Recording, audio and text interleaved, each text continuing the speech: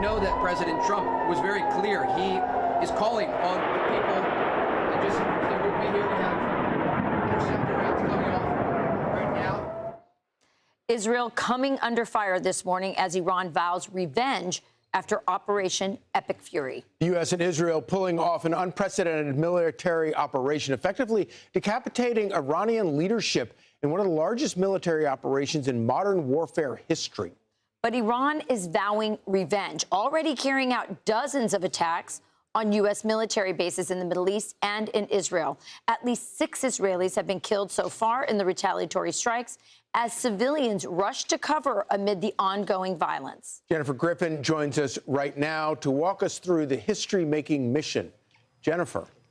Charlie, Saudi Arabia is pushing back on some Washington Post reporting suggesting that it, along with Israel, pushed the United States in favor of striking Iran. A source familiar tells Jackie Heinrich that is a wild exaggeration. The Saudi government said it would support any decision the U.S. made and outlined some of the ramifications of launching these strikes. Some Gulf states pointed out that what you might get after such an operation is an emboldened Iranian regime. The Iranians are not going down without a fight. They have fired 137 missiles and 200 drones at the United Arab Emirates, some of them even hitting hotels, civilian-built apartment buildings, not just targeting U.S. bases. 66 missiles at Qatar, 45 at Bahrain, along with 9 drones. Missiles have been fired at a U.S. military base in Erbil, likely by Shia militias in Iraq, who have long been funded by the IRGC. A mob tried to storm the U.S. embassy in Baghdad, and Pakistani security forces used batons to push back the angry crowd of several hundred people threatening the U.S. consulate in Karachi, Pakistan. Both Iraq and Pakistan have large Shia Muslim populations. And this is also a surprise. The British Defense Secretary, John Healey, said 2 ballistic missiles had been fired towards Cyprus, where the British Army has service members stationed. Those missiles probably fired from Tabriz in western Iran. That's the first time Cyprus has been targeted. The Israeli defense minister announced that Israel is now using stand-in weapons over Tehran and will now have a 24/7 presence in the skies above Tehran. That means that they and the U.S. military have effectively suppressed the air defense systems, or IADs, over Tehran, a huge step forward in terms of being able to track the movements of Iranian leaders and forces. In terms of the U.S. operation yesterday, the U.S. military carried out 900 strikes in 12 hours.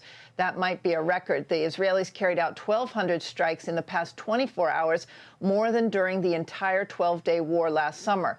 In fact, the Israeli Air Force just took out 2 Iranian fighter jets that were on the tarmac preparing to take off from Tabriz in western Iran. Multiple sources tell me that the start of the operation had to be moved forward based on intelligence and this target of opportunity, a meeting at the Supreme Leader Ali Khamenei's compound. The New York Times is reporting that the intelligence for that strike came from the CIA, who passed it to the Israelis. 30 Israeli missiles were then dropped on the compound, killing Khamenei and about 40 others. In Tehran, following the announcement of the Supreme Leader Ayatollah Khamenei's death, there were spontaneous outbursts of celebration on the one hand, but also some crowds chanting in downtown Tehran, "Death to America." Not clear if these were spontaneous or organized protests, but you can assume that the remnants of the regime and IRGC will want to present a united front, suggesting that the regime will survive. The man to watch right now is Ali Larijani, the head of Iran's Supreme National Security Council. He just gave an interview in which he threatened revenge for the killing of Ali Khamenei and members of his family, the defense minister, and head of Iran's armed forces, all killed in that strike. Quote, "The United States and the Zionists have burned the heart of the Iranian people, and we will burn their hearts." That from the now leader of Iran. Remember, this is the first 24 hours for the U.S. military, which still has an armada in the region and 500 warplanes positioned in the Middle East. This is far from over, Charlie. It is indeed, and no doubt Larijani has a target on his back. Jennifer, stay with us for a second. I'm Steve Ducey. I'm Brian Kilmeade. And I'm Ainsley Earhart. And click here to subscribe to the Fox News YouTube page to catch our hottest interviews and most compelling analysis.